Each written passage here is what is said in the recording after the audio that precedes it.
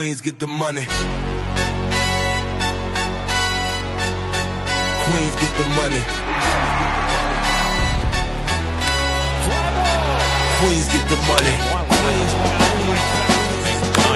Queens get the money, yeah. I'ma knock it out the park with this one. I'ma knock it out the park with this one, yeah. I'ma knock it out the park with this one. Queens get the money. Queens get the money.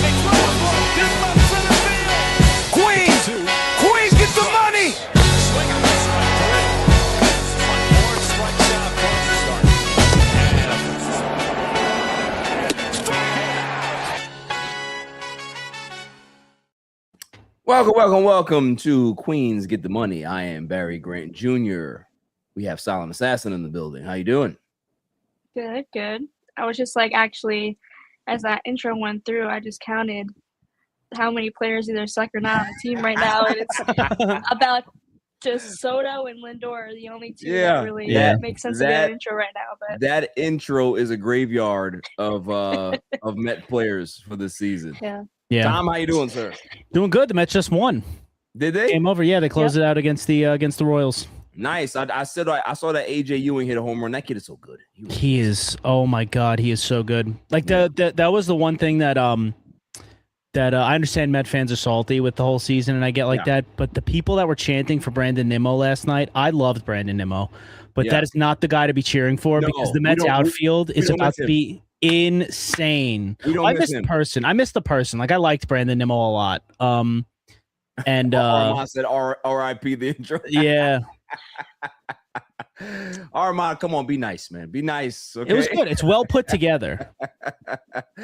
So I would like to tell my story of yesterday because I was at the game. Okay.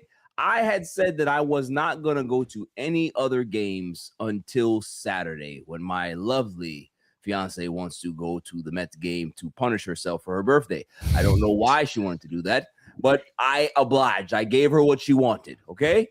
And lo and behold, my friend calls me. Oh, hey, got these tickets. Can you go? I'm like, I got time now. It's not like I got anything to do outside of taking care of the boy. But I was like, yeah, sure. Go to the game. Had a good time. It was raining out there. I didn't really like that. You know what I mean? I didn't like the drizzle. I don't like being in stadiums or arenas or a stadium because there's a dome and arena. But stadiums where it's like drizzling, I get very uncomfortable. I don't like that, right? Plus, I had a good hat on. I didn't like it. But game started. AJ Ewing gets a home run. Soto hits a bomb. I am having a good time. We high-fiving. And here comes the Silent Assassin with her jinx self. She goes ahead and texts us and says, oh, you should go more often. You know, Mets are looking good. And at this point, it was 9-4. And I said, man, who knows? Maybe they'll catch lightning in a bottle and win 10 games in a row. And Tom was like, you know what? You're sounding like me. Very positive. I love it. Keep going, kid. We love it.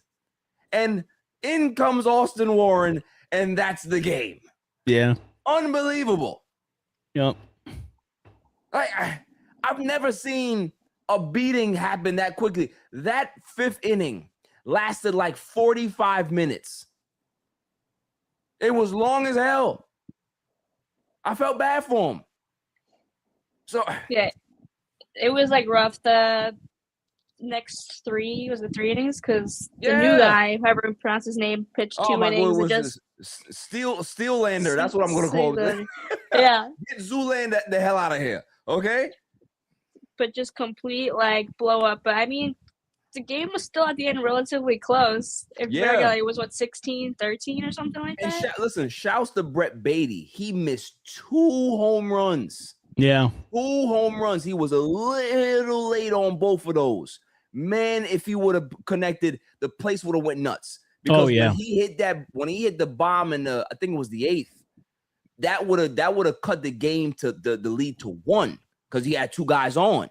So if he would have hit that 3-run bomb, that place would have went nuts.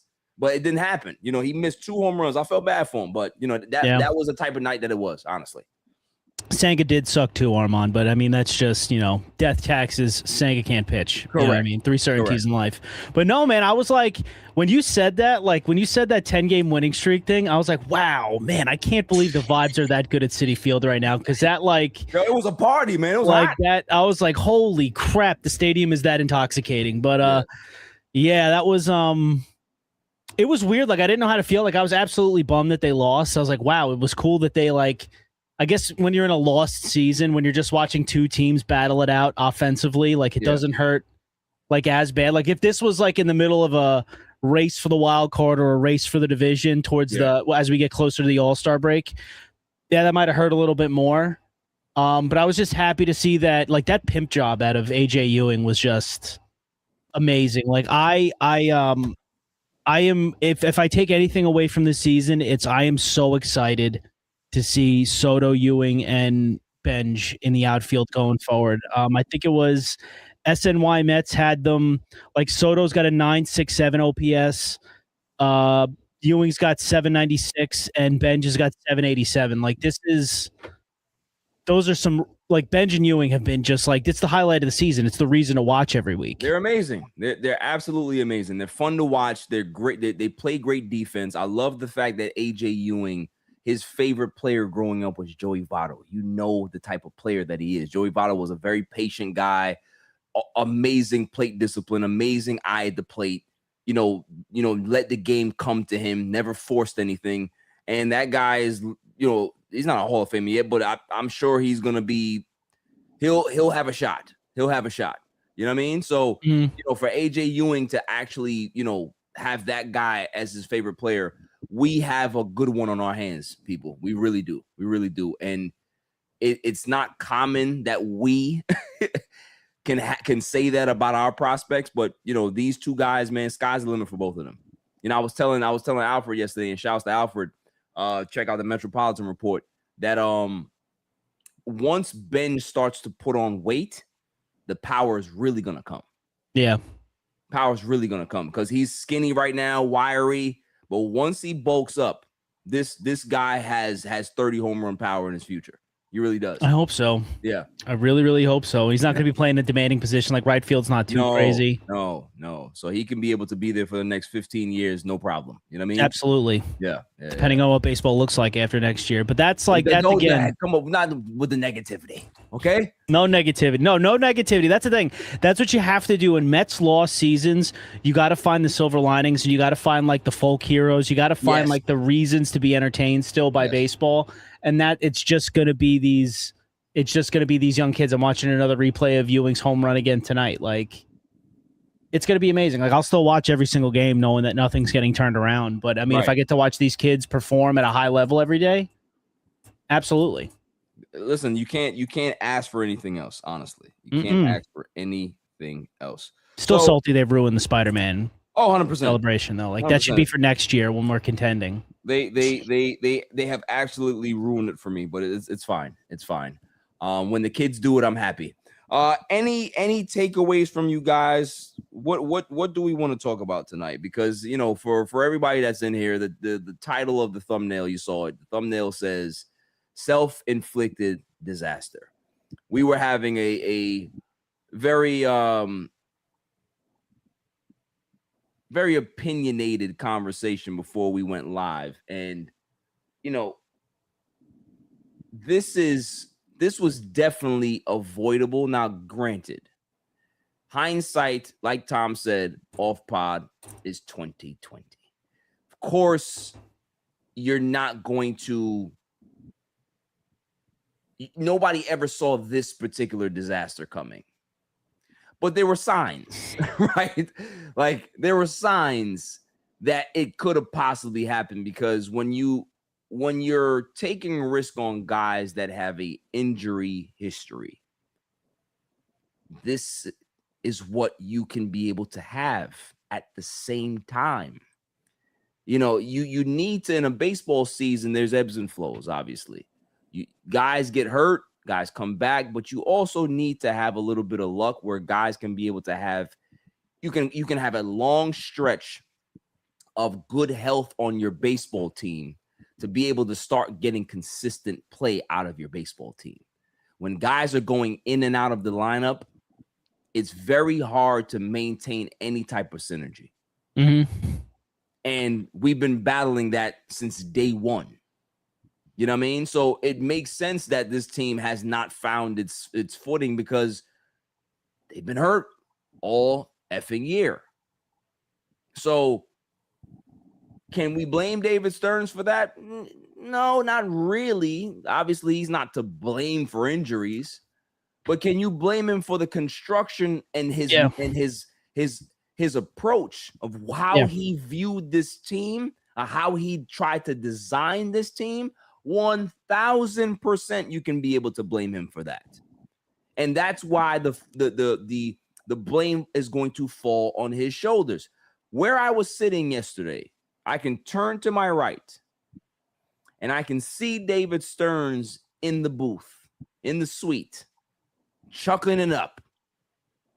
And the anger that came over me, it was profound. I was like, this son of a is in there giggling, laughing it up while we are watching a car crash in front of us. It's a disaster. It's an absolute disaster. This may go down. I'm saying it right now. I'm putting my hand up. It's the worst Met team I've ever seen in my life. And the reason why is because of the payroll and because that there were playoff expectations and aspirations. That's why I say it's the worst. That's why. We've had teams that have no talent. You never expected anything out of those teams. This was completely different. It's the worst season in my Met fandom. 100%. Cole? I agree. Like, I think now they're ahead of the Royals, but I think one other team, so they're probably the third worst team now in all of baseball. Yeah. With the, top payrolls. One of the top payrolls in baseball just doesn't make sense just at all. And something that we continue to get kind of made fun of and people kind of like to talk about is run prevention.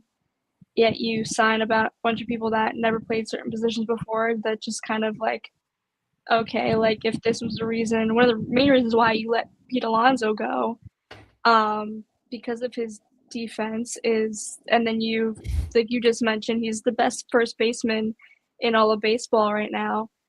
And also too, like it's been a minute since I looked, but probably maybe 2 weeks ago, I was like, let me see, like actually compared to all of the Mets first base options that they've had this year compared to Pete Alonso, like runs produced, like Pete Alonso had something like 10 to 15 more than all of the Mets first basemen combined. And I'm not saying like that's going to put the Mets in first place, but that definitely does change a lot of the Mets' view, at least in the wild card standings. I think like tack on a couple more games and they're not as worse position, and obviously they are now.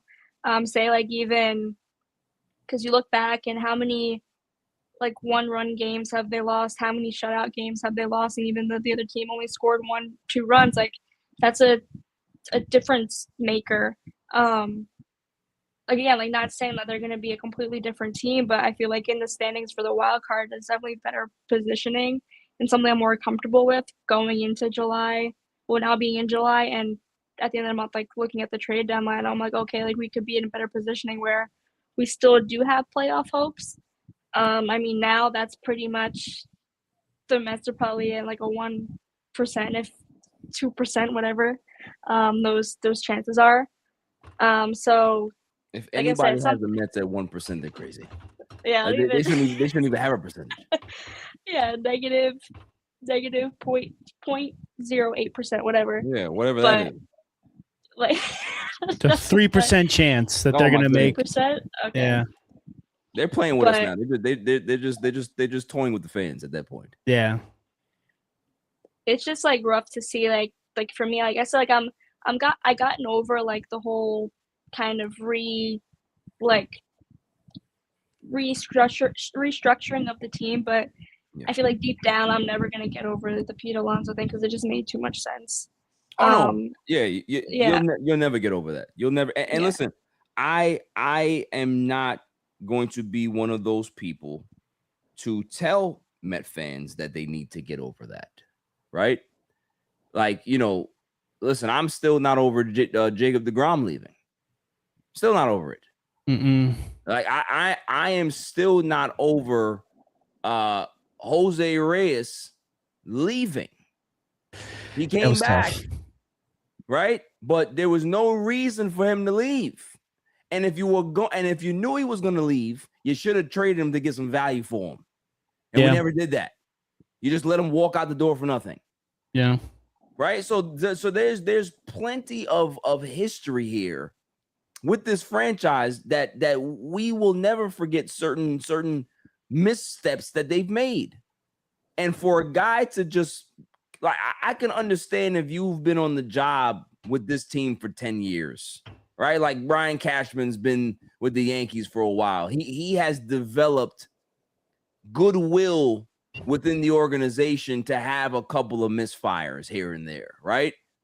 But when you just come on the scene and you tear things down and you say to the owner, hey, you know, I got a plan here, and the owner trusts you to just run baseball because he's not a baseball guy, right? He put you in charge to do everything, right? Oh, I have a plan to get rid of Pete Alonso, and we are going to be better for it. You know what Steve Cohen is going to tell you? Okay, I'd love to see it. And your plan was, hey, we got rid of our all-time home run leader. You know what we're going to put there? We're just going to put a whole bunch of guys that can be able to just hit. Like, that's what we're going to do. We're just going to have guys that can be able to hit the baseball a lot, be consistent. It doesn't really matter if they can really play the position as long as we got guys that can be able to just hit. If you said that to somebody 15 or 20 years ago, they would have fired you on the spot because that's stupid. You're literally trying to recreate baseball. There's a reason why we have positions, right? There's a reason why we have positions. That's like me, like a basketball reference, right? That's like me having a void at point guard. And I take a big center because I seen him practice and handle the ball in practice and say, oh, you can be able to be a point guard. You have some handling skills. You can dribble the basketball. You know what comes with being a point guard? Decision making, knowing how to be able to play the position, knowing how to set people up. Just playing first base is a lot more than just putting a body there and hope that he can be able to stab at the ball. Like Pete Alonso, as bad as he was, he still played first base his whole fucking life. He understands the position. He understands positioning. He understands all of these things. So as much as David Stearns wanted to criticize his play and didn't want to pay him because he's aging and all that stuff, cool. You can be able to convince me as a fan. If you want to move on from Pete, cool. But we've talked about this ad nauseum in the show, and I'm going to mention it again. You scouted Murakami more than any fucking president or GM in baseball, yet you didn't sign him. No Met fan right now would be mad if you would have pivoted from Pete to Murakami. They would still miss Pete, right? Because that's their guy. He's a homegrown guy. They love Pete, but they wouldn't be mad. There's the difference. And that's the problem that's the problem that I have, is that if you wanted to move on from anybody that you fucking want to. But when your plan looks like this, you look like a complete fucking moron. Yeah. I think more of my concern is not even necessarily having the guy. I think it's mostly health is my issue, that we were going to rely on a lot of guys that don't play baseball. Like if you were to tell me that we're getting somebody that can hit and is going to learn first base. Yeah.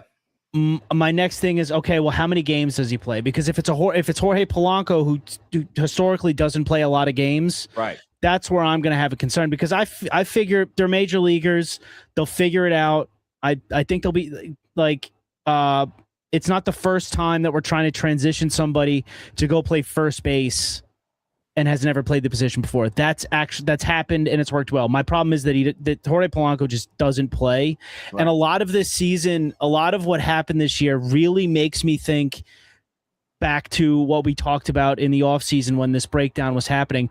I think Stearns was caught off guard and a little, I don't want to say mad, but felt some type of way about them getting as far as they did in 2024. I think they got as far as they did in 2024, and it didn't necessarily allow him to go in and make sweeping changes or make changes to the team. He was like, okay, I got to run some of this back, and that fell on his face. And now he's like, okay, now I'm going to build the team in my image. You know, so he was like. So if I'm understanding you correctly, you're saying that he had designs to tear this thing down in 24, but them going on that run. Yeah, no, he had designs of tearing this thing down, of cutting off the fat of this team in 25. In 25, expecting that this was just going to be an evaluation year to see what we had on the team, and then I can figure out where I'm going to cut and make my moves. But then that team won, and it's like, okay, well, I guess I got to run some of this back, and they ran some of that back, and it just fell to pieces. And now this year, he's like, well, Pete's coming off the books. I'm just gonna fast track my idea of what a contending baseball team is going to be, and the plan went to pieces. That's kind of how I feel, because we knew that David Stearns didn't like Pete Alonso back when Pete Alonso was on the trade block, and he didn't want him. Yeah, and he didn't want him then when the Brewers were contending. You know what I mean? So, I mean, I think this is just a David Stearns. This is absolutely just a David Stearns mess and a David Stearns miscue, because he did, like, I keep hearing it. I've heard it all week. He did too much too fast in this offseason. I think when have you ever seen a team? Yeah. When have you ever seen a team overhaul the entire coaching staff and then overhaul the entire roster as well? Mm-hmm. Like that lineup was almost night and day different. Like Bo Bichette, Marcus Semien, over the hill Marcus Semien, Jorge Polanco, Luis Robert Jr. Like, we were relying on a lot of guys that had never been here before. We don't know if they could play in New York. And oh, by the way, half those guys don't play baseball. Right. You know what I mean? Like we were all here for the Lou Bob rumors for a couple of years. I didn't want him. I never wanted him. The guy doesn't play baseball. Like, and I remember, like, you know, I convinced myself, just because, hey, he's still young, like, you know, you try to put your hopes into a guy being able to stay healthy, but man, like, sometimes when the medicals show you what the medicals show you, you have to look at the medicals. You have to trust, because think about it, we went ahead and trusted the medicals with Carlos Correa, right? That's why he's not here, because we trusted our medical team and said this is not a good long-term investment. But that wasn't David Stearns. That was somebody else. He didn't invest long-term in a lot of these guys. Like, they're only here for a little bit. So it's like, listen, man, my biggest concern is, and I'm gonna let Nicole say what her piece before I go in. So, like, you know, what are your thoughts about what we're talking about right here, Nicole, and what Tom said in regards to Stearns? Because, like, I see what Tom is saying, that because they went on that magical run, it kind of kiboshed his plan of like ripping it down in 25. Yeah, I can see that, because you know, that really wasn't even his team. He was kind of handed that team from Billy Epler, for the most part. So I can see, like, okay, I'm starting a new job. Like, I want to have my own players, my own coaching staff, whatever. To kind of, this is now my team to run, so I want everyone, well, pretty much everyone, to be my pickings. But yeah, I agree. Like, I'm kind of looking back at it, I do, like, kind of see the sense of, like, okay, since this worked, let's run it back. I know, like, I feel like I've said before, like, I felt like Sean Manaea was kind of like a fan push to bring him back when he really shouldn't have been bought back. Yeah. Even kind of the Pete Alonso thing, like, I never want him to be gone, but if there was a better year to have him be gone, it was after 2024. But then he had that home run moment. It's like, right. Okay, like, I can't get rid of this guy because the fans would kill me. And then he did make those tough decisions, like with the fans wanted, obviously, Iglesias back. But, he was obviously a declining player. He's a great locker room guy, but he's not a great player anymore. Right. On the field. So he did make some of those harder decisions, even though I felt like they shouldn't have been hard. It's just, okay, you kind of got to cut the loss here. And then going to 2025, where it's like, okay, I brought back certain players that I feel like I didn't really want to bring back, but I brought back for the fans. It didn't work out. I'm going to do it fully my way and kind of restructure this whole team. But that just doesn't – it's just a culture shock to everybody, because players, like, want stability. They want kind of similarities, at some point, like with the coaching staff or with players on the team. Like, players don't want to see new faces every single year through the whole organization. The Mets have kind of had that for the past few years, where there's new leadership, there's new people, new like kind of roster constructions. The only person we've had since 2021 has been Lindor at this point. Yeah. He's the only guy that's been on the team. He's for the past longest couple years, tenured Met. Yep. Which is crazy. After Peterson had left, got traded to the Cubs, but it's just like the Mets' identity is just very confusing under the Cohen tenure. Like, I'm not blaming Cohen, but I think I mentioned last week or 2 weeks ago, like, maybe he just doesn't really know the right person or know how to hire people to run, this business. And he said it business. Too. He said it in the interview, right? With Joel Sherman and John Heyman. John Heyman and Joel Sherman. Yeah, he was like, listen, I don't know baseball, right? He's like, I am starting to learn things and ask more questions because I want to know what's going on, right? Like, you don't have to give me I don't need to take a crash course in baseball 101, but at least give me an idea of what's happening so I understand what's going on, so I can be able to ask questions and see where you're headed, rather than just me giving you a position blindly and me not knowing what's going on. And then I have this shock to my system because we're getting such negative feedback from this. If I know exactly why we're doing things and why we came to this particular decision, then if I okay it, then I okay it, and I can be able to step in front of it and give everybody shield. But if I don't know, then you're on your own. You know what I mean? And that's not where you want to be. You don't want to be on an island by yourself in New York. You just don't want to be. You know what I mean? So I love the fact that he was so candid in that interview, because now we understand that, hey, listen, this is a guy that really cares, but he doesn't really understand how this works. And maybe he does need to find somebody. Maybe he needs to bring in a consultant. Maybe he needs to have somebody that can be able to have his best interests. I have no idea. But something needs to happen where there's a little bit more organization in his front office, instead of just giving David Stearns the keys like that.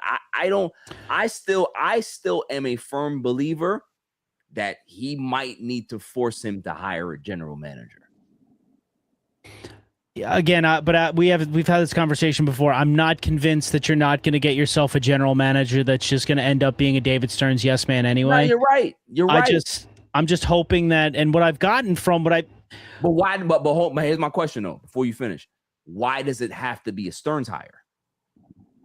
Because I'd imagine that you'd want to have some kind of synergy between the two. Like, they're going to be working with each other most of the time. I don't necessarily know if you want somebody that's consistently butting heads. Like, I don't know if they're necessarily going to want to do. I mean, look, sometimes you need that. Like, sometimes maybe you need another strong opinion in there that's going to maybe be able to drive it home. Maybe two differing opinions is a good way to find like the middle ground. Maybe. Right. I just don't think baseball and sports really works like that anymore. I feel like you just try to get a cohesive group of people that are kind of all speaking the same message, and you just charge away. I have to, but I also have to hope, like, Like, he's given us no reason necessarily to believe this, but I have to imagine that David Stearns, from what he said in these most recent press conferences, from the one he did on the last homestand, I believe, and the one that he did after Mendy got fired, that he looks like a guy that understands that he messed up. He looks like a guy that understands that he made a lot of mistakes, and a lot of his analysis that he's done over these last 2 years is going to have to get reworked. He's admitted it so much. So I guess, look, if this guy's not going to get fired, I have to imagine David Stearns, it was destiny that he was going to get the Met job, but he was a well-respected executive around baseball. I have to imagine that if he is this smart guy that we all think he is, he's smart enough to realize that he messed up and is going to change his process going forward next year. I have to imagine that that's the case. Yeah. You can't be that stupid. The definition of insanity is doing the same thing over and over and expecting a different result, you know? So let's see here. I'm gonna pull something up because I like the fact that you said that.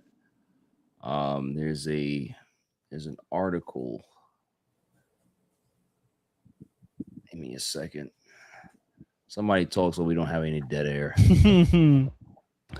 Oh man, I was just thinking. Damn, I just had something on the top of my head, and I just totally fucking lost it. Okay, let's see here because I want to see.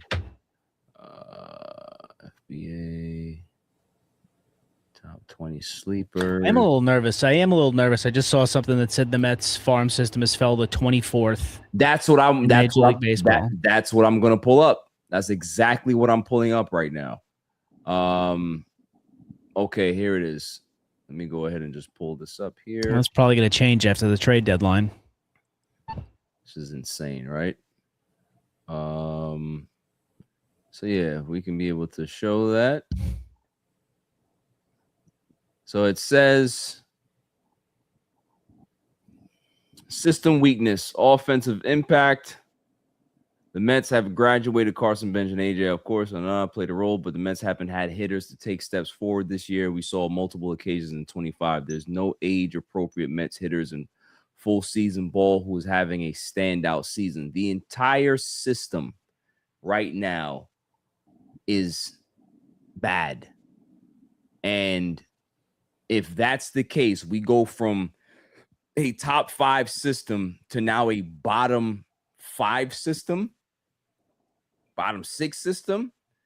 There's concerns here because if David Stearns is supposed to be the guy that's supposed to revamp this and find the talent and be able to churn these guys out, this is not a good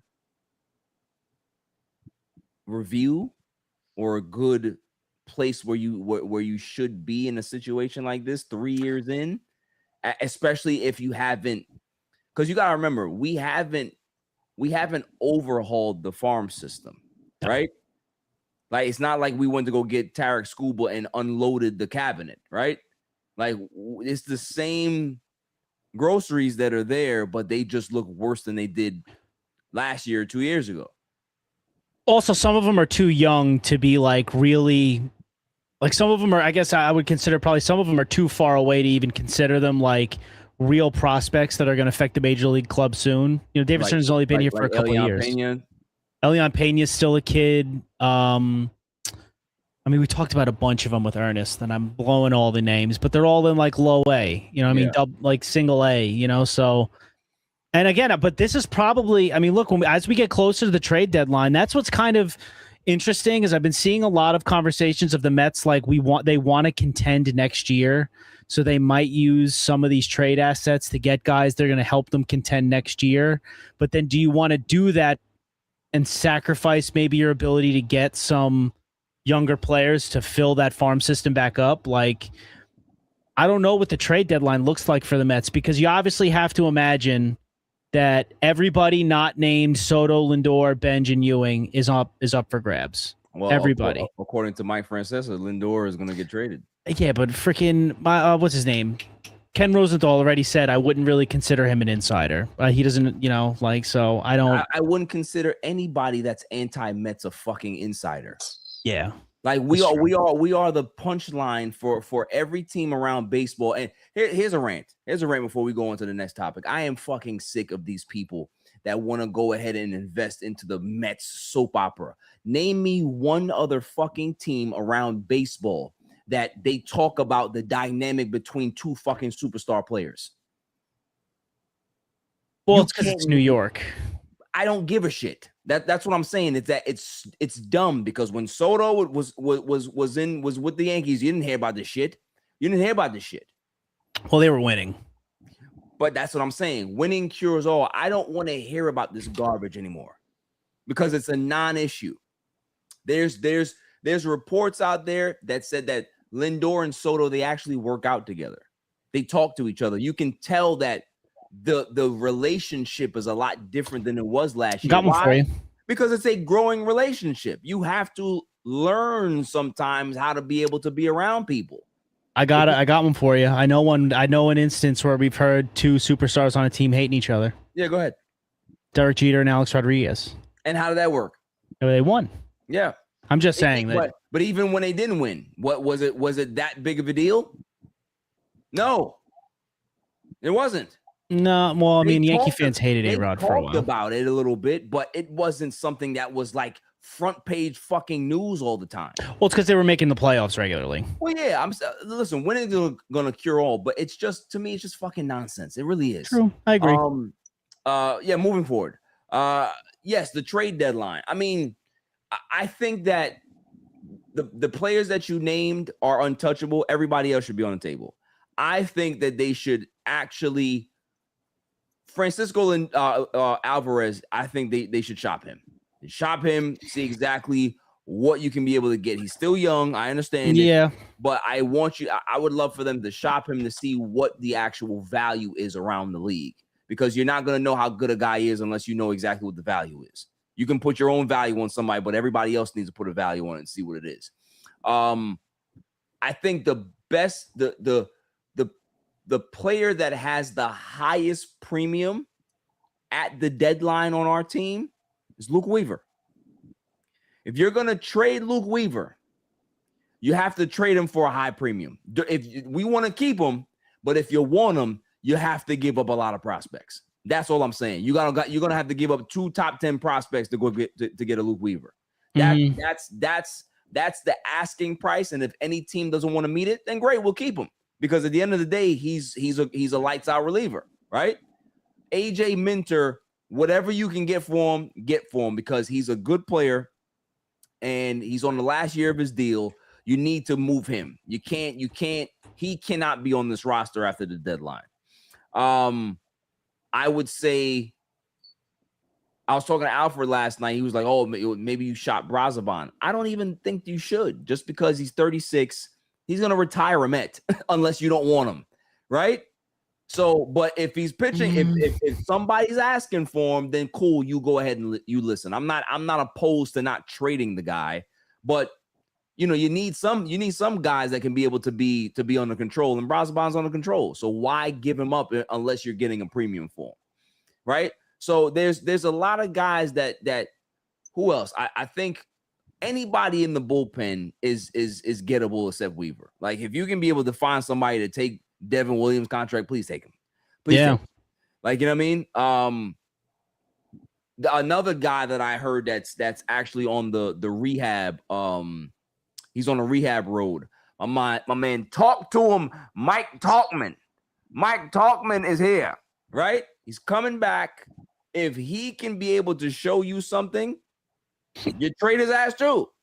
Trade his ass too.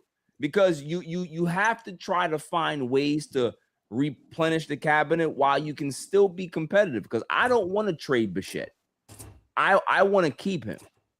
I believe that there's a chance that you can be able to work out a deal with Bichette. If we do have baseball, you can be able to lower the AAV, increase the years, and you can be able to have a good player on the control for a little bit. I don't hate Bichette. I think he's rebounded significantly well for me for me to know that he can be able to handle it here. You know what I mean? So everybody's on the table for me. Everybody's on the table. And I hope that David Stearns goes into this deadline super aggressive listening to everything, but not necessarily just trading a guy just to trade a guy. The guys that need to go, and the guys that have the high premiums, you put them out there, but you don't negotiate. This is what I want, and if you don't give me what I want, we're not moving them. Simple and plain. What do you think about that, Nicole? Yeah, I agree. Like, you have to kind of get everything you can, especially the state of like the farm system. Just last year we had 5-6 players on the top 100 list. Now we have Jonathan. So I think that was obviously. And I don't even know why he's still. Yeah, he doesn't look too great this Rubbish. year. But that obviously is going to change your ranking in that. But from one of the top to now one of the lowest is kind of pretty concerning. And Steve Cohen had said that he's pretty concerned with it. Yeah. And yeah, everyone's pretty much, on the block for me except, the 3 rookies. We have McLean, Ewing, and Benjamin, and Soto and Lindor. I'm kind of just over everyone else. It's like either they've just got here or they've been here too long, and it's time to kind of move on. And that's the thing too, right, Nicole? Like sometimes holding on to a recruit too long can screw you up. Mm-hmm. Yeah, like Bichette, like I don't know. I feel like disappointed because I obviously wanted him to work out really well, and for the past month or so, like he's hitting over 300. Yeah. Or the last couple weeks. So he's definitely turned it around. He has 50, close to 50 RBIs, which is pretty 50 on the dot. 50 on the dot. Yeah, which is pretty. I know that's on pace for the half mark is coming, so on pace for 100. Yeah. Pushing 100, so that's pretty good for seemingly how bad he looked, early in the season.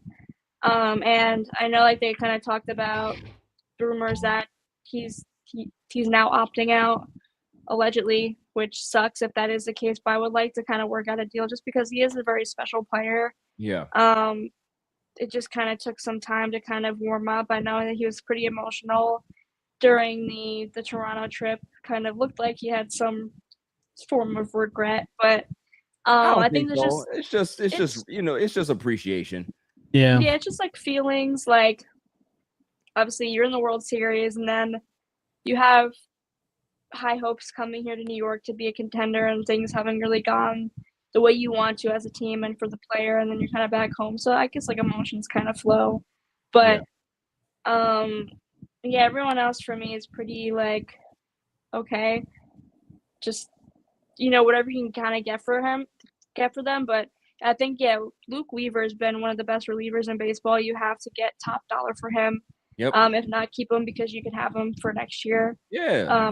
You don't budge in negotiations for Weaver. Yeah. If you don't give me what I want, then you can go fuck off. Yeah. So I'm excited to kind of see what the moves they make. I think that this is going to be a very different team come the end of the month. Yeah. Just because of standing wise, and like I said, it's either they're here 1 year or they've been here way too long. They overstayed their welcome.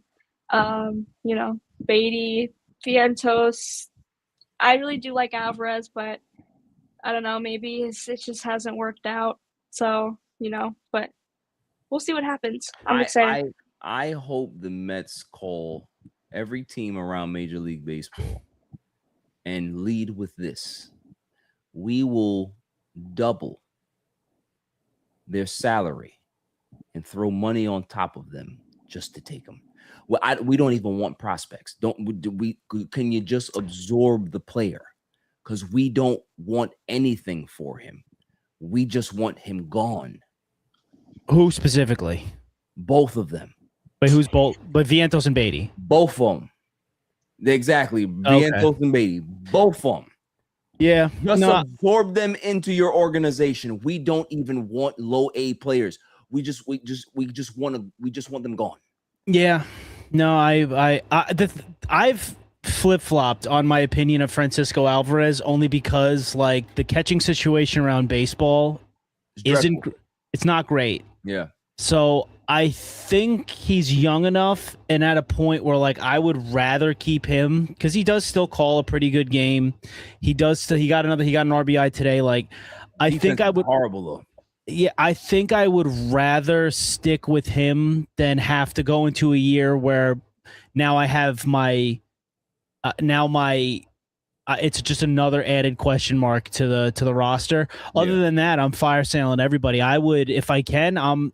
Teams can never have enough pitching. We've seen that in baseball. And the one thing that David Stearns did well, I guess, is build a half decent bullpen outside of what happened last night. So absolutely, I would definitely, if you gotta trade AJ Minter, definitely gone. I don't know what you're gonna get for him because on the last year of his deal, but you could probably get you're gonna get something good for him. You could probably, the fact that he's pitching really well. Yeah, he's still a very good reliever. Somebody can use him as a setup man, or you can even use him in a closer situation. Like he's a guy that can fetch you a good prospect or two. Yeah, like assuming that the Mets aren't trying to do some crazy like shifting to be like, let's trade some of these players to bring in some major league ready talent that's going to help us next year.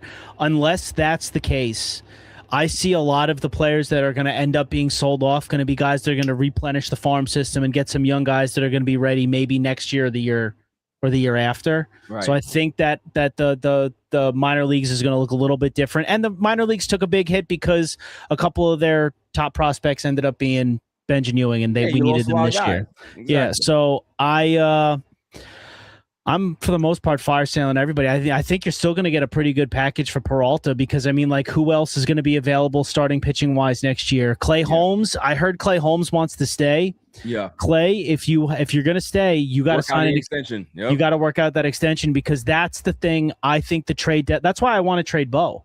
I wanted because Steve Cohen said when he was on that podcast that he's a little worried about 2027 because of the money they have allocated at all these different positions. Like I think we're like $300 million already locked in. So, like, I want to get some of this money off the books. Like, if you can trade Bo, okay, he's probably going to opt out anyway. Let Bo go chase another ring somewhere.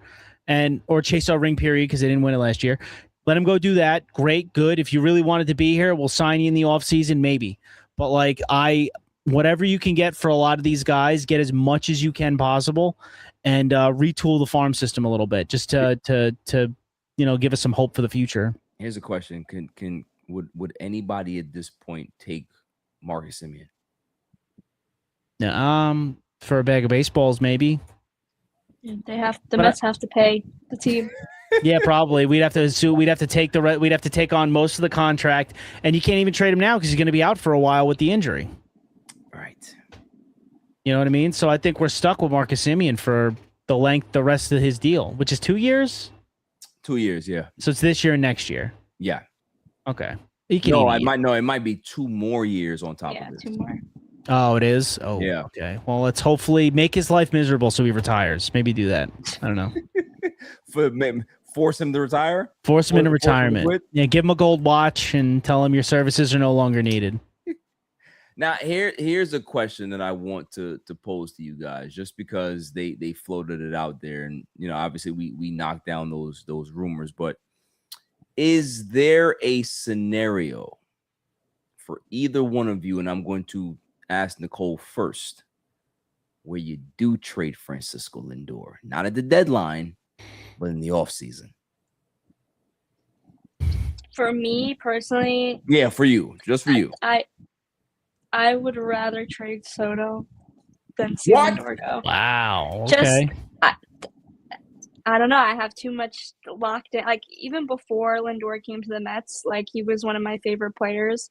And, like, when he came to the Mets, I'm like, oh, my God, like, my favorite player is here. Yeah, and that's like me and LeBron. Yeah. It's just like, obviously, I don't want Soto to be traded. But if there was an option between the two, I would want to keep Lindor here, even though, granted, Soto is the better player. But it's just like, he is the New York Mets to me. Like, I see him as, like, obviously, he's the face of the Mets. Some people might not see it that way. I see it that way. Yeah. He was going to be captain last year until until Nimmo screwed it up. Thanks, guy. But if those rumors do come to light, or there's definitely more heat around it, I would take a step back, I think, from the Mets for a while, just because it's just that would hurt. just to see Lindor go, just after everything he's kind of been through here, everything he's kind of put into the team, and just like how much fun. Like even he hasn't had that many. The Mets haven't had that many great seasons with him on the team, but he's always fun to watch, and like that's why I'm so happy to see him back now, just because the team feels different for me. Like to see Lindor back. I do have hopes in what Steve Cohen said that those two players, Lindor and Soto, are staying put. He better not be lying, or I'm gonna find a way to find a lawsuit in that. Write a very angry letter to him. Yeah, but I did see on today, like some fan or photographer was taking photos and they were smiling together on the field, running off the field together. I'm telling you, like the relationship is different. It's different. Yeah, I don't think it's that concerning. I think Soto is just a very laid-back person in general. He's not very reactive or emotional. So I don't really kind of see him kind of gung-ho with anyone. I know with the young players, he's definitely more interactive, but he's just a very chill, laid-back guy. Like, he's just there to play baseball. So I don't think there's really any significance in those rumors. And if they were to be true, then I would kind of take some steps back, I think. You won't see me on here be in the corner depressed. But yeah, so yeah. Okay. I don't disagree with a lot you said. Tom? I just unless I'm not seeing something, I just don't see how trading Francisco Lindor makes the Mets better. Like, what? Okay, trade Lindor. What's your next option? If we're already talking about a farm system that's dropped down to 24 in the before the season, it was at 7. So if it's dropped to 24 from 7, who's coming to take that shortstop spot? Who's coming to give the offensive production that Francisco Lindor has given since he's been here? Who's coming to give the defense? He's had a few errors this year. He's looked a little shaky. Dude's also been hurt for a while. Who's putting up the numbers and putting up the defensive numbers that Francisco Lindor does day in and day out? I don't see many of them in free agency. I don't see you trading a bunch of your farm system to go get somebody better here because the farm system's already depleted. I don't know how trading Francisco Lindor helps you. Like, outside of alleviating money off of the books, but I'd imagine at Lindor's age with 5 years left, you're probably going to have to eat some of that money. And if you don't eat some of that money, the return's not going to be good enough to make the trade warranted anyway, unless you're doing like a salary dump. So I just don't see a world in which trading Francisco Lindor makes the Mets a better baseball team. So no, I don't think he's going to get traded. And I do think if the Mets were winning, this relationship between Soto and Lindor wouldn't matter. It's just, unfortunately, the Mets aren't winning and they need stuff to write about. And you need to be able to blame something. You need to be able to blame something for things that you can't explain. And no, I don't think we live in a world where trading Lindor happens, or I don't think we live in a world where that's even just a good idea. Like, I want good baseball players on my baseball team. Like, and when healthy, he's a good baseball player. Right. Yeah, I think it's a combination of both of what you guys said, right? Like, there's no baseball reason to trade Lindor because it just makes your team worse. Right? If you question the leadership on this team, then you're really leaving a void when you get rid of one of the best shortstops in baseball. Yeah. It's not let's just be honest. Like, okay, everybody's in love with Bobby Witt. We understand how great he is, but Lindor is still a top 5 shortstop in baseball. Yep. So why would you want to get rid of those guys? It doesn't make sense to me. He's gonna go down as like one of the most disrespected Mets 100%. Of all time, because 100%. all anybody's done since he got here is bash him and hate on him because he did a thumbs down when he had a slow start to a season and Mets fans couldn't get the dollars of a contract out of their head. When we have an owner that has more money than God, that money doesn't matter. You know what I mean? And the money should never, like, who gives a fuck? It's not our money. Yeah, it's not our money. If you think about how this guy has played over the 5 or 6 seasons he's been here, he's lived up to the contract. If I want to say that. Right? Oh, hell yeah. And I don't live in this fantasy world where we say that concession prices and ticket prices went up because they paid somebody a whole bunch of money. Right. No, it's because baseball is a hot commodity and it's a luxury thing. And we live in New York. Those tickets are going up anyway. Right. And we live in New York. Yeah, we're paying for the real estate that they have. You know what I mean? Like, sure, maybe contracts affect ticket prices a little bit, but I mean, like, they're spending that money anyway. They're raising the prices on us anyway. Who cares if they give this guy a whole bunch of money? Like newsflash, if we didn't have Soto and Lindor, the ticket prices will still be the same. Yeah. It'd still be the same.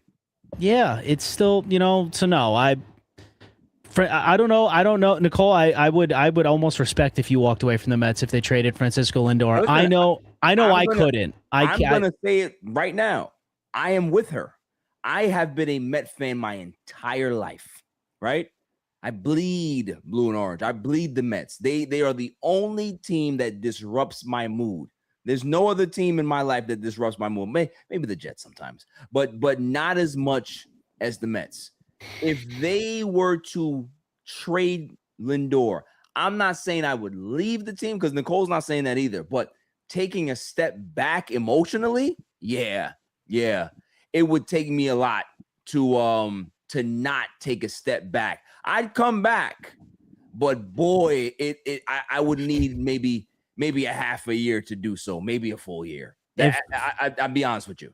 If I didn't, this is actually what I wanted to get to in my last final thoughts, but if I didn't emotionally disconnect from this team after 2007, I don't know if there's ever an instance where I could like it's all like I love Francisco Lindor, I love Jacob deGrom, I loved Jose Reyes. I've seen players come and go that I've loved before. Mike Piazza in a Padres jersey. I knew that, but I knew like towards the end of Piazza, I knew that was coming. It doesn't. It's like Patrick Ewing in a Seattle. Yeah, it's just wrong. It's just wrong. Like if they traded Lindor, I would be upset. I would be angry. But all in all, it's always about the name of the team on the front of the jersey before it's about whoever's on the name on the back of the jersey. And see, and this is why I respect you, and I'm sure Nicole does as well. Is that your fandom is deep. I think we have similar fandoms. It's just that emotion. I love Lindor, man. I'm not gonna lie to you. That's like I'm not gonna compare him to David Wright. But if they did not re-sign David Wright when he was a free agent, I'd have probably ripped up my all of my Met stuff because you don't lose a guy like that. You understand what I'm saying? Oh, so yeah. That's the thing with me is that there's certain guys that come along that embody what it is to be not only a Met, but a New Yorker. Like he came here and he had to learn that, this place is no joke. And you saw him every day, every month that went by, go through the growing pains of understanding the responsibility of where he is, right? Yeah. He grew so much from the first year he was here to the second year he was here because he realized, holy crap, like I have to humble myself a little bit. You know what I mean? Like I came in here with this bravado. Nah, I can't have that. I have to be different. I have to grow up a little bit. And New York forced him to grow up. We've seen this guy grow up in front of us. Yeah. I don't want to get rid of a guy like that is as humble and understands the importance of wearing that uniform and having the de facto captain moniker on him. He understands that. He's one of us. That's why he's one of us.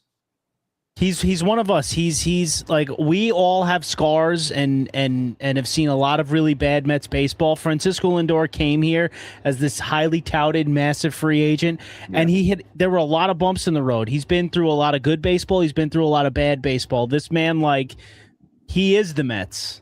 You know what I mean? Slow starts, good finishes, bad seasons, good seasons. Like, Francisco Lindor is the player embodiment of, I mean, he's probably a little better, of like the Mets. He is the Mets. You know what I mean? So, and Armand, you're right. He's got a full no trade clause and making way too much money. There's no way he's getting traded anyway. Right. I do want to say though, like I still have never forgiven the Mets for breaking David Wright's back and causing him to have to retire early. Like I may love the team, I still hold grudges. Like I still am mad at them. What is your biggest? That's a good question here. Let's go ahead and go pop this in right now. I'll start with Tom. What is your biggest Met grudge that you will never forgive them for? It's the one I just told you. I will never forgive them for not being able to put a team that consistently contend around David Wright, because he was just like, he was our guy. He was our cornerstone. He was the Met he was like the Met that I grew like through most of my like childhood and then young adult life. Like he was the guy. Like I still, like they lost that World Series in 2015. A tear will still come to my eye when I see him hit a home run in the World Series, because I was like, that man deserved the ring. That dude lived through some bullshit teams. He was our Don Mattingly. Had to live through some just bullshit seasons and didn't get that final send-off amazing moment with a winning baseball team and a ring on his finger. Like David Wright deserved the hell out of that, and that is the grudge I hold. That they broke David Wright's back. I couldn't do it. What about you, Nicole? It's not a particular like Mets grudge, but I just saw it like happen not that long ago at the same moment when I'm like a little girl in spring training. Jose Reyes' final year, and I'm the next person to get an autograph from him. My dad told me up, and there's this man with the Yankees hat, and he gives it to him, and Jose's, no, Yankees hat for me. And I saw him, someone did the same exact thing not too long ago, and he did the same thing. Man just took off and ran away. And I was definitely, depressed. My little, probably 8-9 years old self, the next person to get an autograph from Jose Reyes on his final year, obviously didn't come back, went to Colorado. What was Toronto? Toronto, and then it was Miami. It was Miami. He went to Miami and then Toronto. Yeah, so I would say that moment definitely kind of sucked. Just also too for Jose himself. I'm like, why'd you leave? And then obviously came back, but I'd say as a Mets fan, that one definitely. I just hate the Yankees fans, so just crutch on them. I love that. I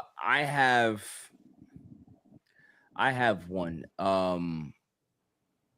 Just the way you feel about David Wright, and I second all of that stuff. Man, do I feel the same way about Johan Santana. Oh, yeah. Like, yep. This man gave his left arm for this franchise, and they gave him nothing. Wasted so many good years of a pitcher that was one of the best guys in baseball. That bothered me. Oh, yeah. Because, like, after he hit that, he pitched that no, it was over for him. It was it. He gave his arm for us. Like, how come on now. Like, you know what I mean? Like, that's something that I'll never, ever forget. Never forget. And it burns me to this day. The other one is, and I've heard this rumor before, and I don't believe it's not true. I believe it's fucking real. We had a chance to sign Alex Rodriguez, and we didn't do it. We had a chance to trade for Alex Rodriguez, and we didn't do it. And Armand has a good one there. I'll never forget for not signing Vlad. Absolutely. Would you imagine Vlad in Queens? He'd have hit 60 home runs. Oh, yeah, no, not signing Vladdy. Armand, that was a dead on one. Not signing Vladdy was a mistake. Abso-freaking-lutely. The Johan one hits home. Like, I loved Johan Santana. Johan me too. Santana was the Jake before Jake. Like, the dude would just constantly go out and put out dominant outing after dominant outing, and the offense would be a zero. Garbage. Like, absolute garbage. But no, I do the A-Rod thing I think was true, that they couldn't have traded for A-Rod. I think even A-Rod said that he would have this is a little bit of revisionist history, but I think he said he would have taken less money to come sign with the Mets because he grew up a Mets fan. That's true. If that's the case, why didn't you do it? Did they just not offer him anything? No, because I heard the story. Obviously, it could be like folklore at this point. Is that Steve Phillips? That was our GM at the time, wasn't it? Yeah. Like they concocted some bullshit story as to why they didn't offer A-Rod, and it was a lie. They just did not want to commit to the money that he was getting paid. That's all it was. They didn't want to absorb the money from Texas. 2000, A-Rod was still a shortstop at that point, right? Yeah. We'd have no Reyes. Yeah, but I think I'd have taken that. We'd have A-Rod. That's true. We would have had A-Rod. I don't give a damn about Jose Reyes. Could go true. Wherever the hell he wants to go. We would have had the Teflon. Learn second base. Learn second base. Right, exactly. He would have came up as second baseman. It'd been fine right there. Well, he wasn't good there. He was not a good second baseman. He wasn't, but because he played shortstop. So I think if he would have came up as a second baseman, he would have been better. He would have been better. Yeah. You know what I mean? He would have had Reyes, Alex Rodriguez, and David Wright. Come on, man. 2006 would have looked like a different year. God, Beltran, Delgado at first. Well, I don't know if we would have. I don't know if we would have. I don't know if they. I mean, if that would have been in 2000. Who knows if the Pedro and Beltran move happens later on? They happen because if you got A-Rod, you're gonna break the bank to make sure you got a team going. That's true. You did it. That's true. There's a lot of stuff that we Armand says it. A-Rod asked for a billboard with his face on it in the office inside. Yeah, why not? Who cares? Do it. Yeah, we gave that's the new ownership, obviously. We gave Soto a suite. A-Rod and Piazza would have won a World Series. Absolutely. Yeah, they would have. Yeah, they would have. They absolutely would have. So again, this is a franchise that has given us pain. Yeah. Pain. But that's the thing. Listen, I understand it's given us nothing but pain. But what keeps you alive and what keeps you going is all of this pain will be worth it when they win a title. I don't want to be hit over the head with a 2x4 every year. I just don't. Well, I mean, look, I don't. Maybe again, the Knicks have rejuvenated me. Like the Knicks went 50-something years without a title. I still can't believe that. Went most of my life being terrible. Yeah. Like I am still in shock that the Knicks are NBA champions. I barely remember the 90s Knicks. Like I barely remember them. I was a child in the 90s. Yeah. The Knicks figured it out. If the Knicks can, if I was more of a basketball fan growing up than I ended up becoming, the Knicks would probably give me more scars than the Mets did. That's very true. But here's the thing. Here's the difference between the Knicks and the Mets. And then we'll move on from this. Is that the comparisons between Dolan and Cohen are very similar, right? They're not the same person, but in regards to their lack of knowledge about the team that they own is pretty similar, right? Like you had Dolan go through many presidents because he trusted people to be able to figure out the basketball side of things, and they weren't the right people, right? Until he found the right person. Yeah. Right? Leon Rose was the right guy for the job. Yeah. David Stearns might not be the right guy for the job. I totally agree with you. And that's why we're in for the long haul. And even Cohen said that, hey, listen, I put that stupid ass timeline on myself in regards to winning a World Series. I didn't realize how hard it was. Like, this is going to take a little bit of self-reflection on his part to be able to get to a point where he can be able to get through the weeds and find the guy that can be able to build here the right way. And this just might not be the guy. No, I agree. But I don't even necessarily think it's a one-to-one comparison. All I was saying is that all of the scars that the Mets have built up, when they win, because I do think it's going to happen, when they win, all of it doesn't matter and it all goes away. The Knicks were terrible forever. They finally broke through that glass ceiling, and all of that bullshit from the last 50 years doesn't matter. No. You know what I mean? Like all of these scars that we're accumulating because the Mets are terrible, once they do win, and I'm telling you it's going to happen. It's going to happen in our lifetimes. I promise it will. None of this matters anymore. Yeah. None of this bullshit scars matters anymore. Yeah. Luis Castillo can rest. I said, but don't bring that name up to me. Don't ever bring up Slappy to me. I can't stand Luis Castillo. No, I agree. The fact that he was a Met, him and Oliver Perez, those two, they will forever be unclean to me. Like you had a Met jersey on, those two? No. I agree. No. Final thoughts, Silent Assassin. What you got? Just since Lindor's been back, definitely seeing a few more wins. So maybe there'll be He makes a difference. Something to watch, like, and be excited for, just rather than seeing loss after loss after loss. Just having some fun games. Yeah. Like, granted, like they did lose last night, but that was just like a fun game to watch. Actually, see like the offense like run.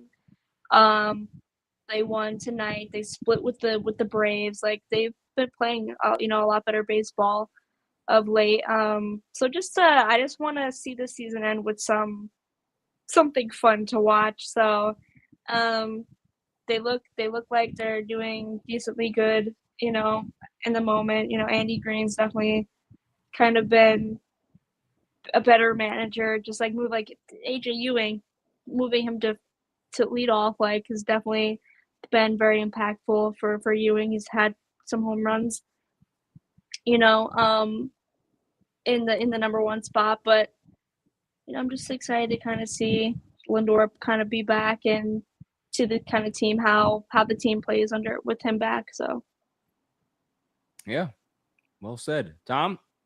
Yeah, I mean, sell.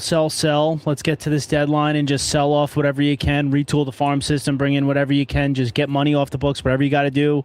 Send Mark Vientos wherever he's got to go. I'm more lukewarm on keeping Beatty as a bench guy, but no, just start selling off everything. And I want to ask you a question.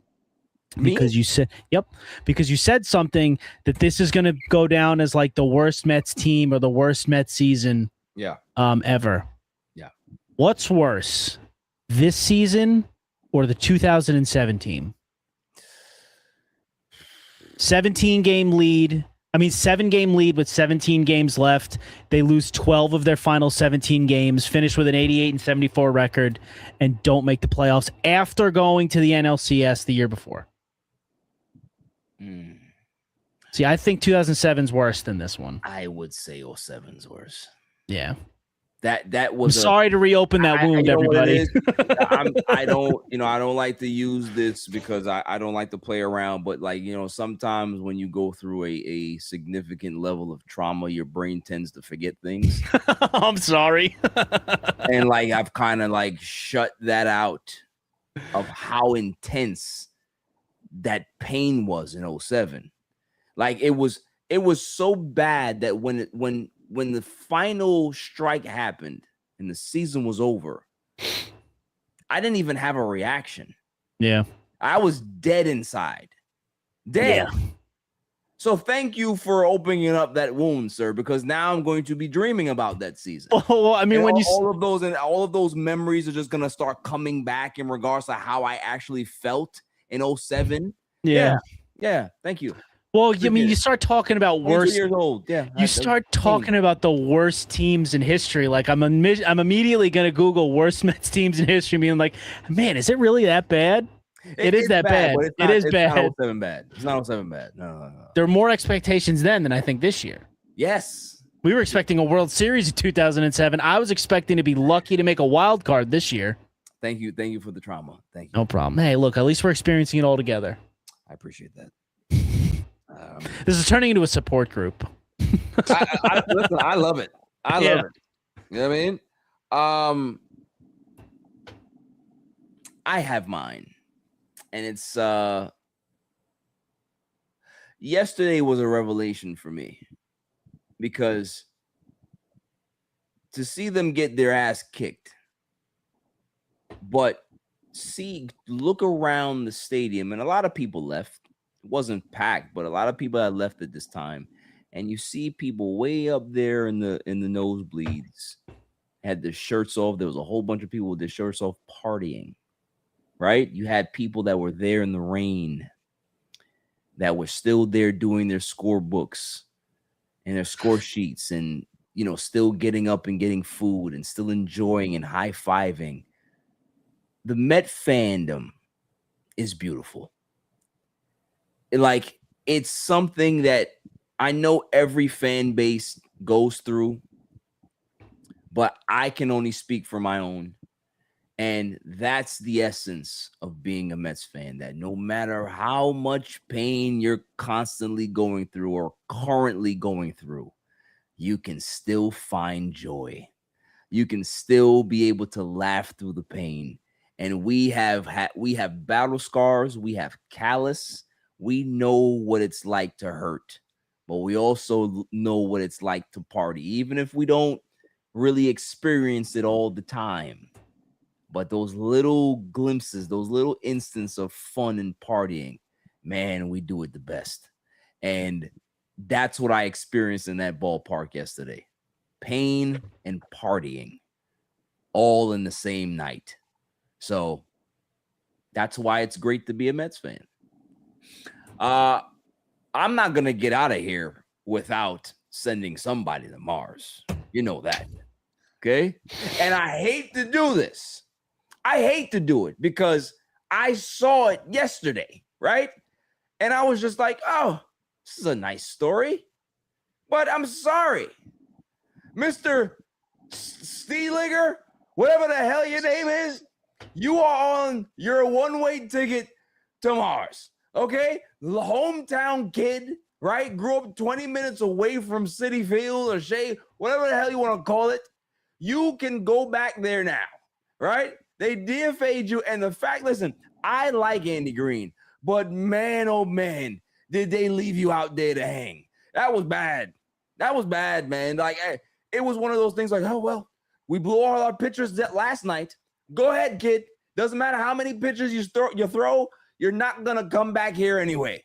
And I want to know if they even gave him that information, right? Listen, we know you're a hometown guy. We're going to throw you out there tonight. But just know, no matter how this ends, you're not going to be here tomorrow.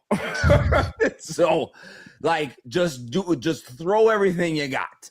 And boy, did he go up there and throw everything he had. The problem was he didn't have much because the dude has a 92-mile-per-hour fastball. That was like a softball to the Royals yesterday. They were teeing off on this guy, and I felt bad for him. And the thing is, the fans wanted to root for this guy. Yeah. They wanted to root for this guy. Like, he got a nice ovation, and the first strike that he threw, because the first at-bat that he had, 4 straight pitches, walk, right? He was jacked up. He was nervous. They didn't really care about that. But then the first time that he hit a strike, man, the place blew up. They blew up because it's just like, yo, we're here to support you. And 50 pitches later, we're just like, oh, man, I've never seen an ERA of 108. I never seen it. That was amazing. So you've made history, Mr. Zoolander. I don't know what the hell your last name is. I'm calling you Zoolander. But you have to go to Mars. So this is your mission to Mars. We thank you for your services. You are a future colonist, and I appreciate you, but you got to go. Any last words for you two? I like the new graphic. It's pretty good. Shouts to my boy Chris. He did that. It was very funny. I had to take it. So not Warren. No. Warren has an excuse. He's hurt. Okay. Steeliger or whatever the hell his name is, he ain't hurt. That's just he just stinks. He's a Rudy that didn't Rudy. All right. That's what happened. So sorry, but not sorry. Get the hell out of here. That is all for Queens Get the Money for this week. We will be back here next week as we always are, because we love to pod with each other. See, we love to pod with each other, and we also love to pod and interact with the people that are in here. So, as the community grows, we continue to ask people to keep coming in here, man. Keep giving us stuff to talk about. Keep challenging us. We love debates. We love to be wrong. We love to be proven wrong. Armand says he wants to be on next week, and hell, why not? We'll have Armand on next week. Let's go ahead and do this. So until next week, stay safe, stay cool. Peace.